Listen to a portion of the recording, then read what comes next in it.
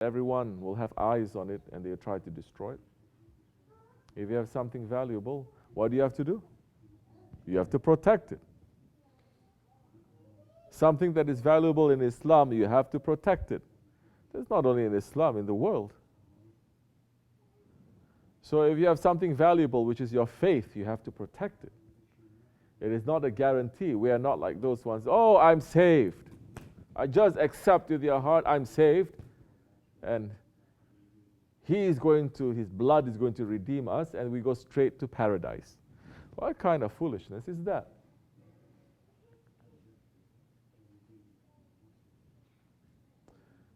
We bring the fire to hell.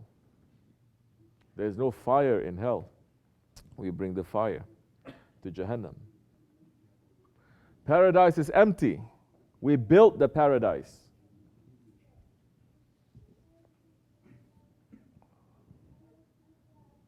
So the faith that we have does not enter into love.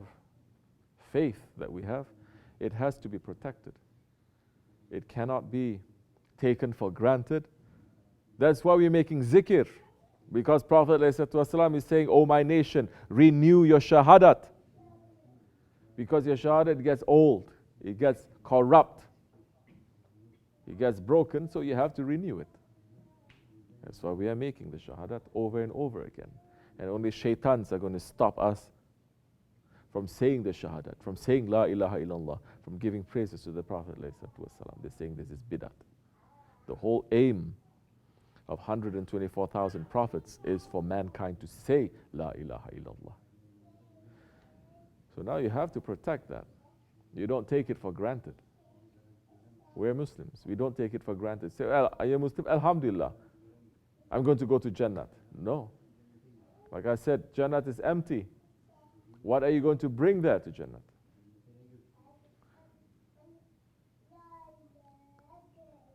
Hell is empty. You're going to bring your own fire there to hell. So you have to protect it. Your faith you have to protect. We're following a shaykh. We have a love for our shaykh. We have to protect it. We cannot take it for granted. Anything that has value, it has to be protected. And anything that has value, you have to, time and time again, you have to take a look at it and you have to test it. You have to see whether the value is still there or not. Isn't it? There has to be a gauge. Especially, like I said before, so many people say, oh, I love you, Shaykh, I love you, Shaykh, I love you, Shaykh. And later, they change their minds. I love you, Shaykh, I'm going to die for you. And they're still alive. And they're gone. They're no longer there. So, be careful. This is yesterday's Sohbet, isn't it? Isn't it? Be careful what you say. Be careful what you claim. Be careful what witnesses you have around you to say, yes, I'm ready to take any order. Then the order is given. And you say, well, I cannot because of this, because of that. This is yesterday's Sohbet that we gave. So, but you have to protect it now. If you don't protect it, it will be harmed. If you don't protect it, it will get corrupt. Because you take one step in the way of Allah, there are 70,000 shaitans waiting for you. Now if you say, I'm going to love an awliya Allah, you think your ego is not going to go crazy? You think shaitan is not going to go crazy? You think the ego is not going to go crazy? You think dunya is not going to go crazy? They're all going to go crazy. They're going to try very hard to stop you from having that love, or keeping that love, or making that love to grow. Because it's easy to say, it's easy to claim. But man is tied up. In the judgment day, so many will come, and their tongues are going to be circling around their neck.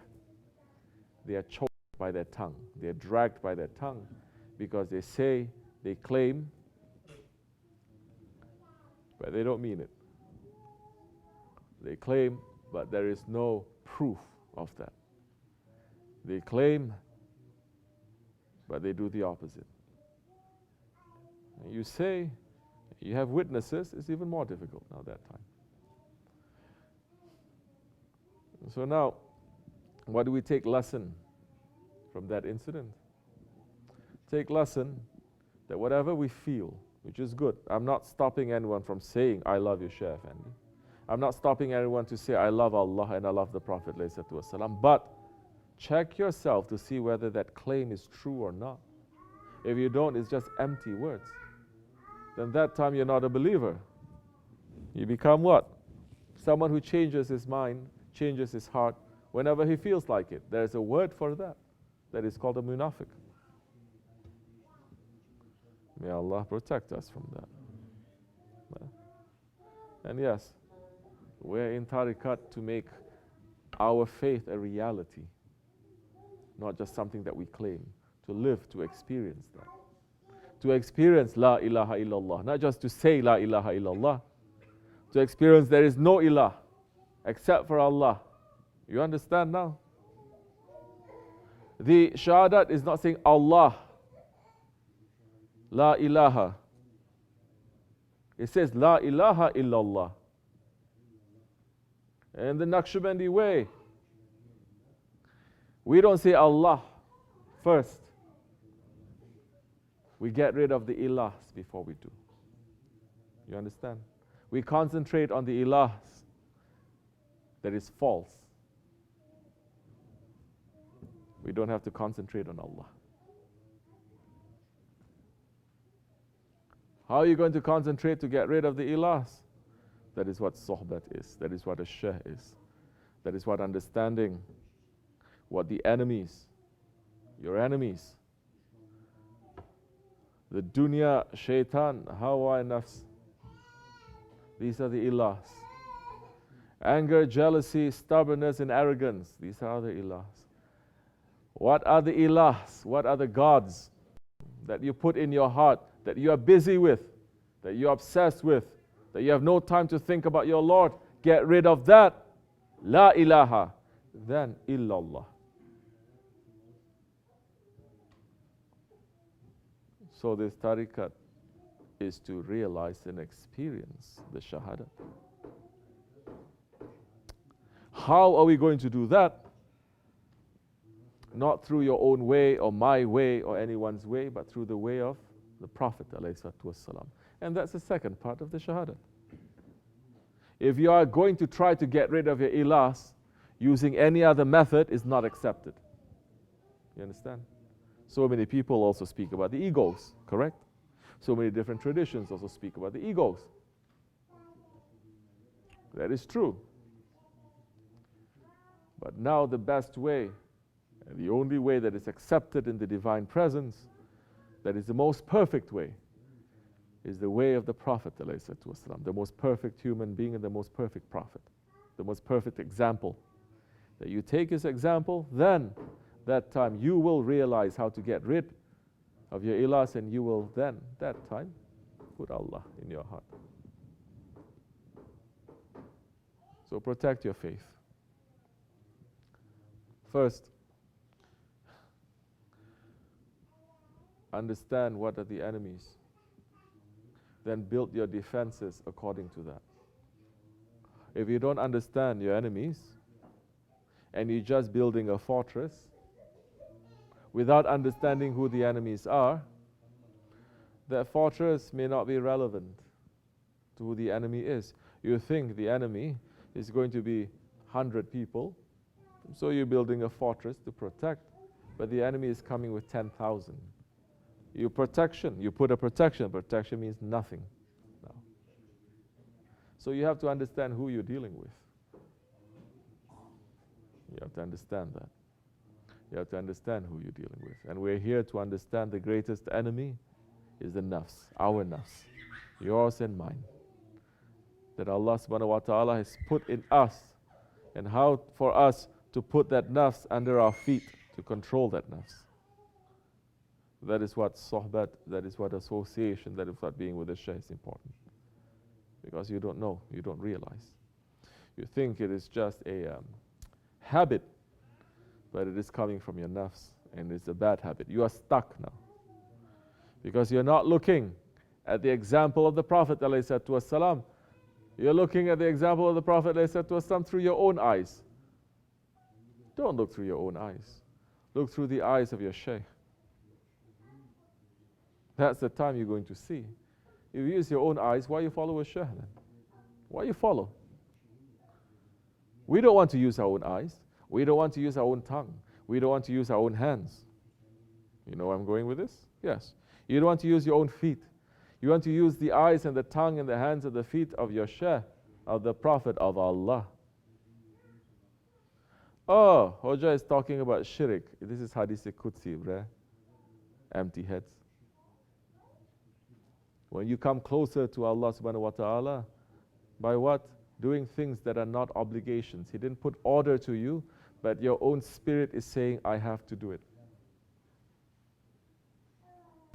Are you placing some restrictions on yourself? You're placing some burdens on yourself. You're placing some strictness to yourself, because anything that is worth having requires discipline. Anything that is valuable, you have to put strictness, you have to put discipline, you have to put heaviness, some burden in it in order to get it, no?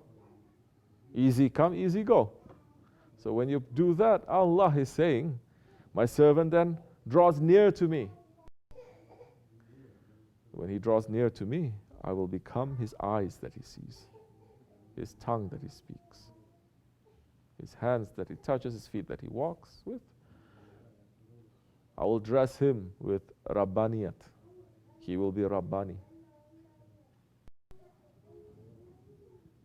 Then that time, if your will, you have surrendered to the will of Allah, and Allah then says, my will has replaced his will, then that time, yes, you act with the will of Allah and things can happen.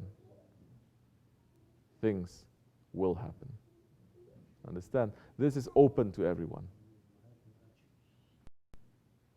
But there is a price.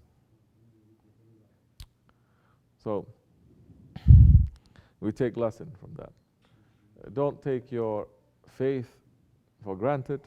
Don't take your love for tariqat for granted. Don't take this tariqat. Don't take nothing for granted. Don't take your shaykh for granted. Protect it.